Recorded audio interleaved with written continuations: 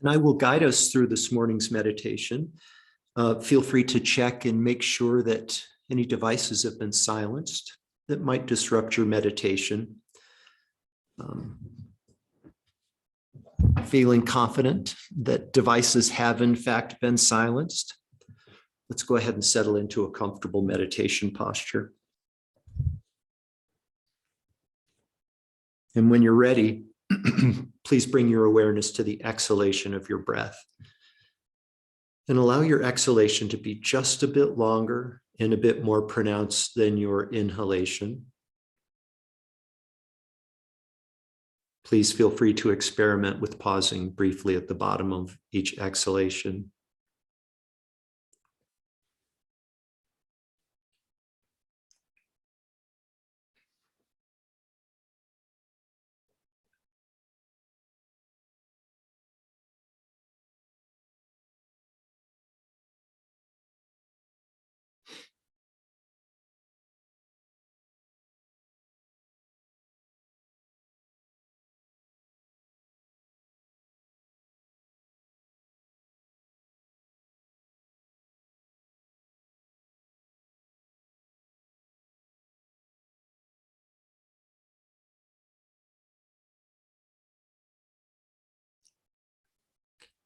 I'd like you now to please bring your awareness to your two big toes. Bring your awareness to the padding on the underside, the bottom of your toes. Become aware of this part of your body, your two big toes, and gently and deliberately just allow any tension to dissipate completely.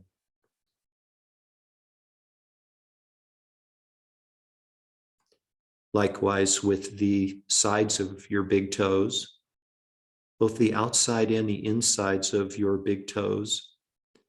Please release any tension, all tension that you might be carrying in the sides of your two big toes.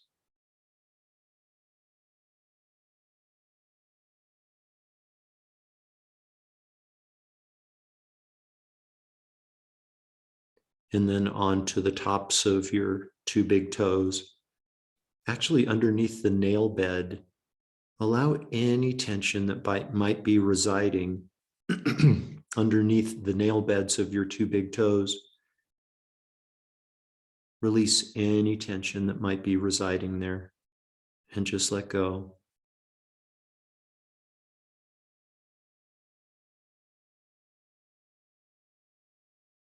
And please do the same for your other 8 toes. All of your toes, the bottoms, the tops, the sides, the joints within the toes. Our toes get so much work, so much activity. It's completely reasonable to expect that there might be tension and tightness, constriction in your toes. Please release that tension now completely.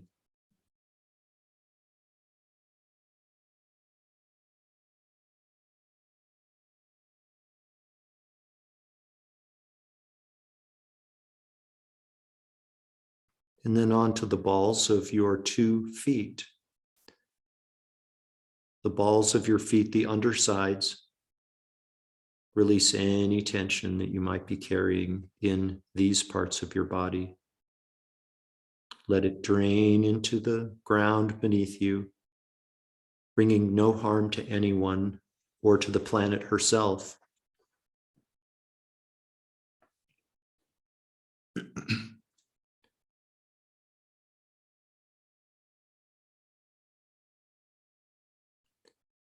Allow any constriction, any tightness in your arches, the arches of your 2 feet.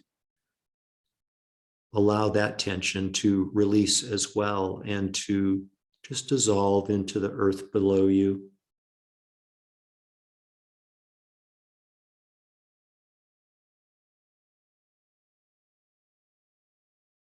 And the heels, the 2 heels of both of your feet. any unresolved karma that you may be carrying, that may be residing in the two heels of your feet. Release that unresolved karma that is manifested in the form of tension and tightness. Completely release that tension now.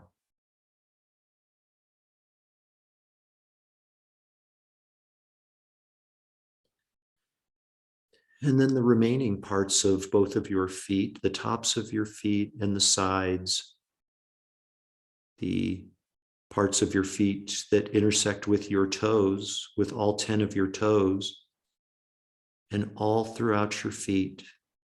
Just release now tension and tightness, stress within your feet. Release it now and let go.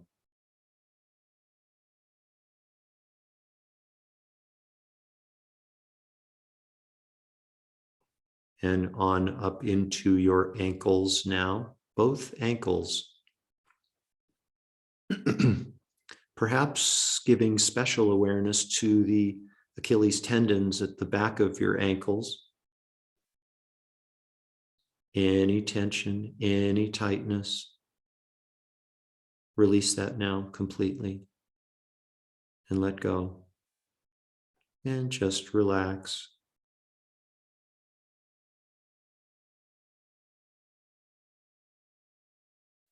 And as always, I would invite you to bring your awareness not only to the words that you hear, but also to the silent gaps in between the words and in between the sentences.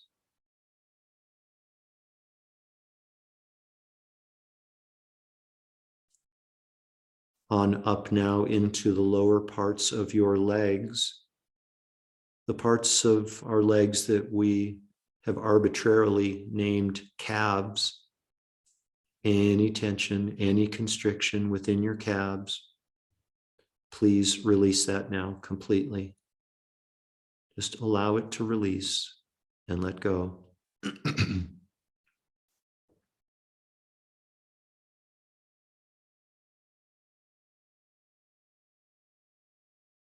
And onto our knees now, both of your knees. Any unresolved karma that is showing up now in the form of tension and tightness, constriction, maybe even forms of pain, physical pain.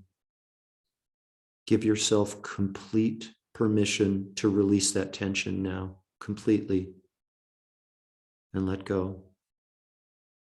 And just relax.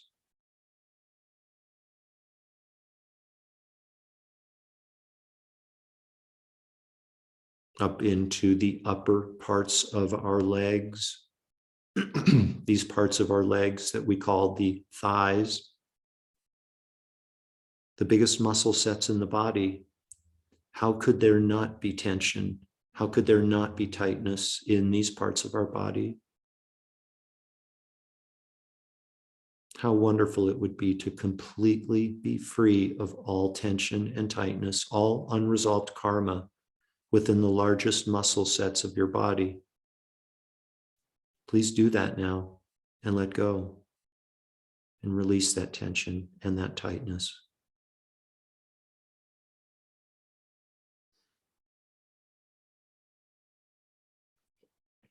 Onto your hips and your pelvic area, all around in your backside and the fronts of your hips, the pelvic area, all of that entire region, any tension, any tightness whatsoever,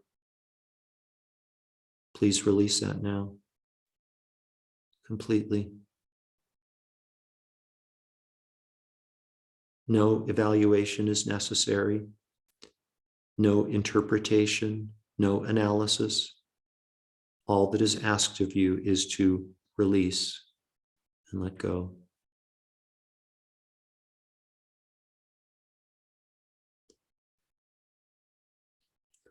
All throughout your torso now, into your abdomen and your chest and your back, all of the muscle sets and various bodily parts that support your shoulder blades and your spine.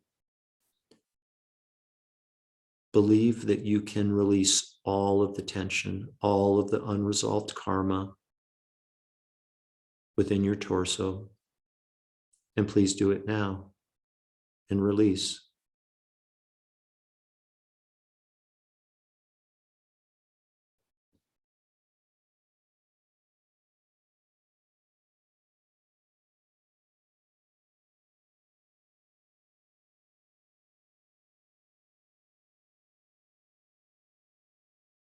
Up into your shoulders, especially the parts of your shoulders where your neck intersects with your shoulders.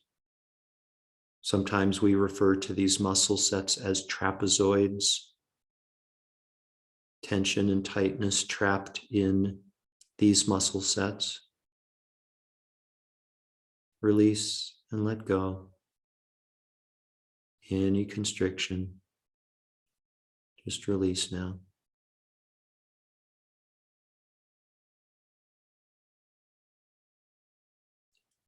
Up now into your neck and your throat and your face and your brain. How much comfort, how much freedom would you experience if your brain were completely free of all forms of tension, tightness, and constriction? You're completely free now to release that tension and that tightness, that unresolved karma. So please do it now.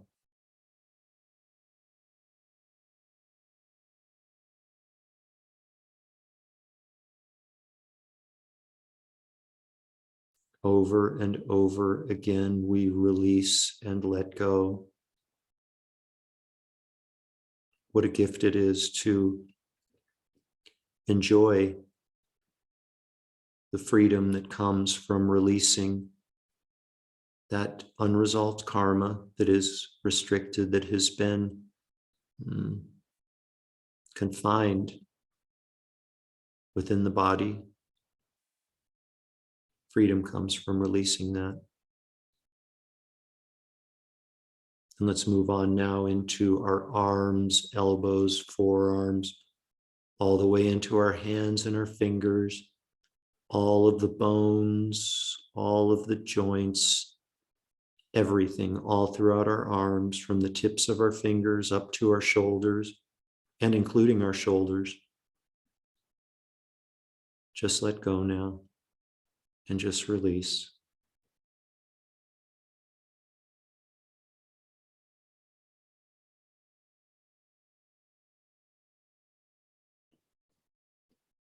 And for the last couple of moments of our meditation this morning, without labeling, judgment, interpretation, or expectation, just observe sensations within your inner body.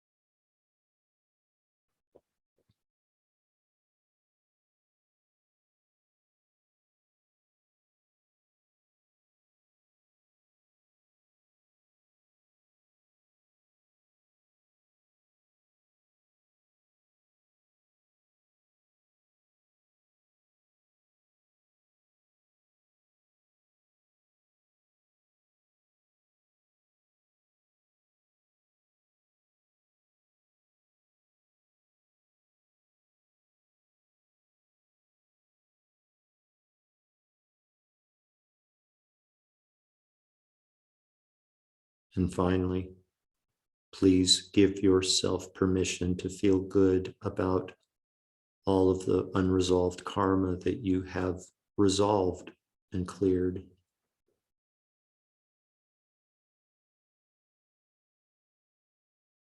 Very gently, please allow your consciousness to become less absorbed as you begin to arise from meditation.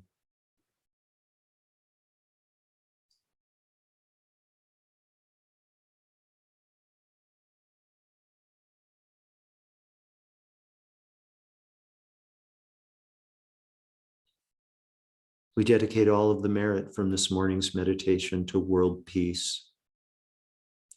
May the phenomena of conflict, aggression, and war soon be completely gone from this world.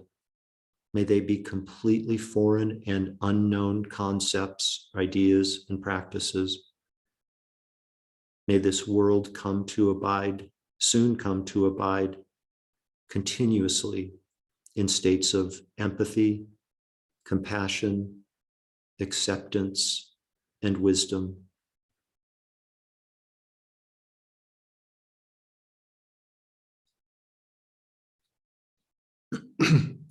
Completely fill up your belly and lungs with air, and when you're ready, you can open your eyes and bring your meditation to an end.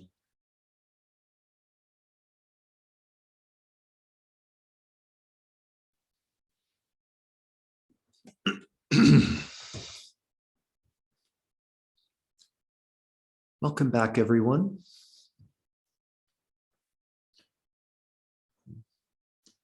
So we are in our Thursday evening series, Meditation for Everyone.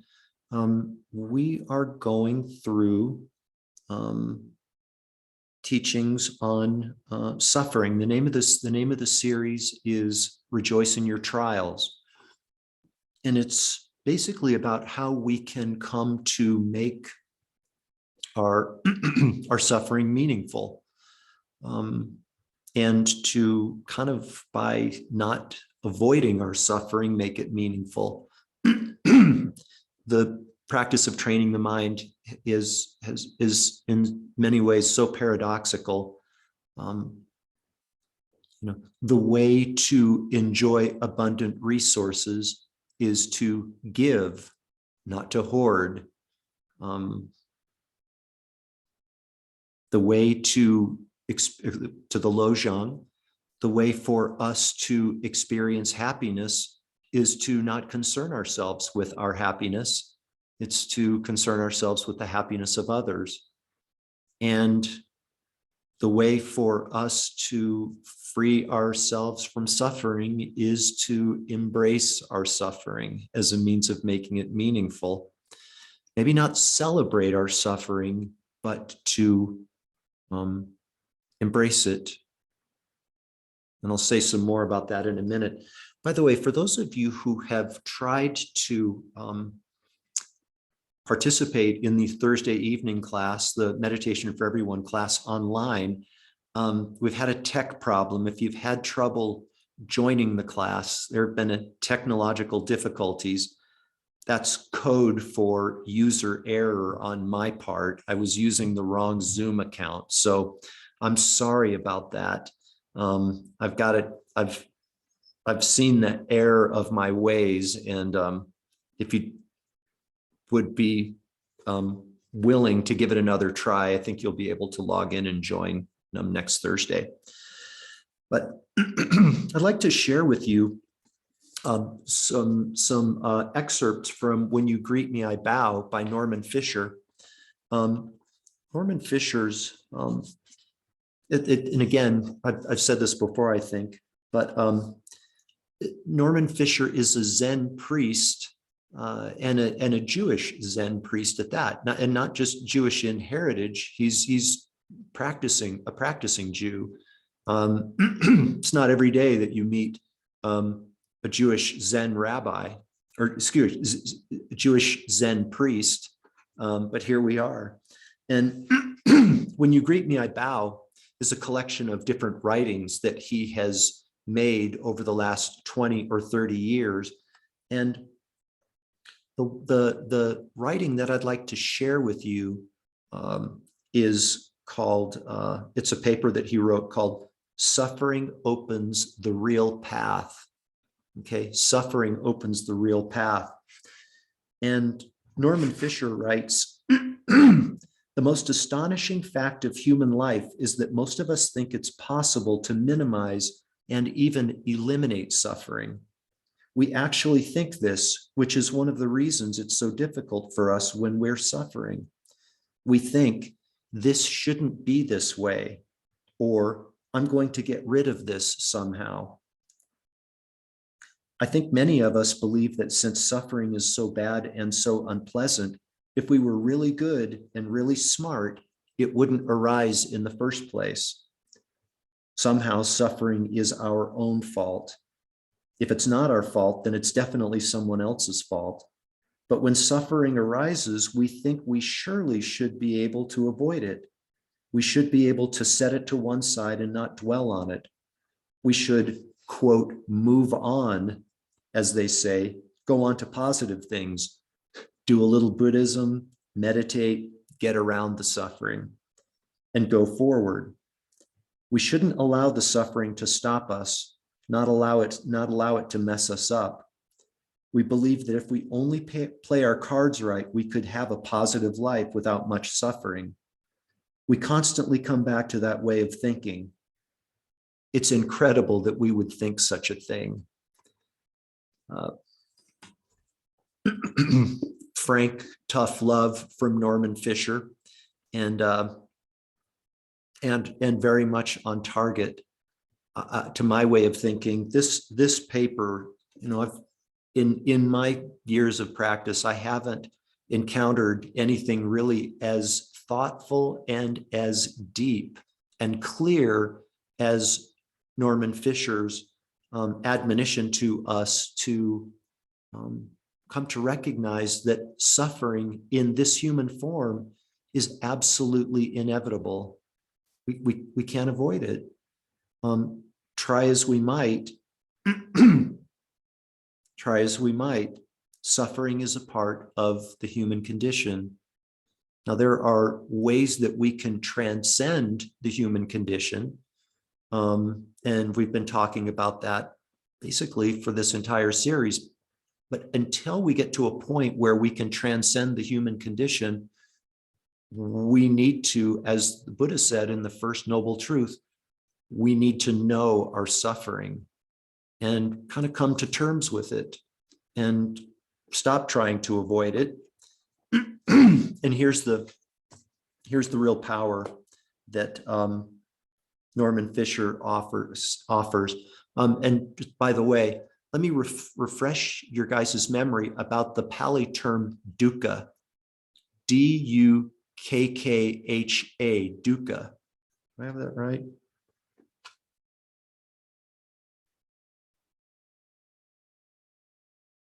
Yep, D-U-K-K-H-A, dukkha. It's a Pali term which doesn't translate well into English. It's commonly likened to suffering, but it's much more subtle. It's much more subtle than just manifest suffering. The closest interpretation or translation we can come up with into English is unsatisfactoriness. Unsatisfactoriness. It's just never quite right. It's always, you know, certainly when things aren't going well, we know that it's not right. But even when things are going well, somehow it's not right. There's some anxiousness, if we check carefully. Oftentimes there's some anxiousness over the prospect of things going well, ceasing to go well. It's going well now, but what's on the horizon that could bring an end to it? And even when things are right, even when things are going well, they don't come to manifest the way we thought they should It's not going well for the reasons that we think it should be going well. These are subtle aspects of dukkha. But it's one of those terms I would really appeal to you to become familiar with this term and its subtleties. In terms of training the mind, practice of training the mind, it's right up there with terms like emptiness and samsara, different meanings, but of similar import is the point I'm trying to make. So here's the power, and here's the summation by Norman Fisher. He says, the great and beautiful secret of meditation practice is this: you can experience dukkha with equanimity. Isn't equanimity the secret of happiness? If you tried to eliminate dukkha, it would be like trying to eliminate life. But if you can receive dukkha with equanimity, then in a way, it's no longer dukkha. Isn't that a radical notion? But if you can receive dukkha with equanimity, then in a way, it's no longer dukkha. It's kind of just gets to a point of isness. It simply is without our judging it as being good or bad. Impermanence could be the most devastating fact in life. And earlier, I didn't read about it in this morning, but earlier in the paper, he says that oftentimes the sufferings of dukkha arise from impermanence, being parted from what we like, being parted from what's important to us. Everything ceases, all that arises ceases, and there is oftentimes suffering associated with that. Impermanence could be the most devastating fact of life, and often it is, but impermanence could also be incredibly beautiful if you receive it with equanimity. It could be peace itself. So just one more thought before I let you go, and this is a point that I've made many times in classes that address patient acceptance. Wholeheartedly accepting a situation that you find undesirable and taking steps to improve that situation are not mutually exclusive. Okay.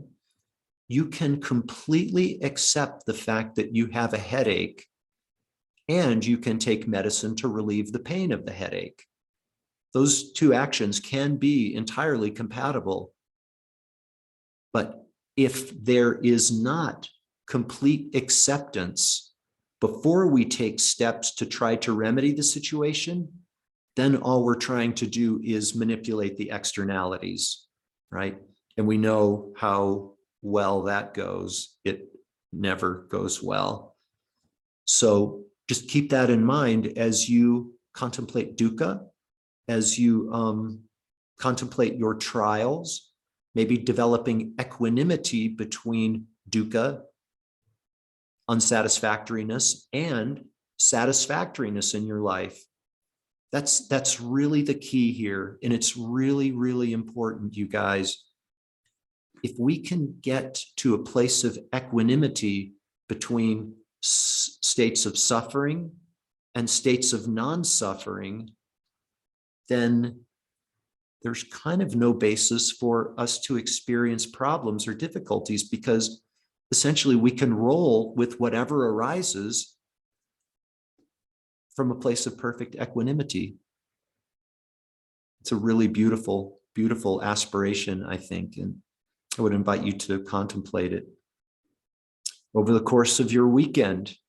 Have a lovely weekend. You guys, I'm going to be out of town early next week, so we won't have class on Monday, but we'll resume a week from today on Friday. And again, feel free to join us for the Thursday evening class, Meditation for Everyone. Thank you. Enjoy your morning. Have a Jeff? good weekend. Jeff? Jeff, are you still there? Yes. It's Grace. Hi, Hi. Grace. Hi. you used the word pally term. I didn't understand that. That's a new word to me. Pally? Pali, it's one of the original languages. P like Peter, A-L-I, Pali. Okay. Yep. Okay. I've never heard that before. So thank you. All right. Yep. Yep. You're most welcome. Yep. Okay. Bye. Bye, everybody.